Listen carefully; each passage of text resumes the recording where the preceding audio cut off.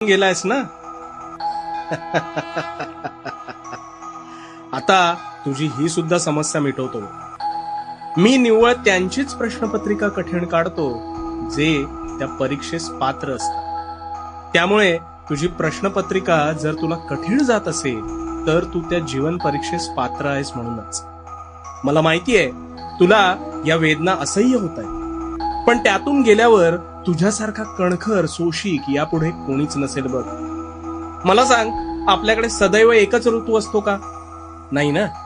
धरणी तापते आणि मग असह्य वेदना झेलून त्यावर पावसाचे सुख तिला अनुभवता येते. पण तिला सुद्धा ह्या यातना सहन केल्यावरच सुखाची खरी किंमत कळते बरं का. तसंच तुझ्या बाबतीत आहे.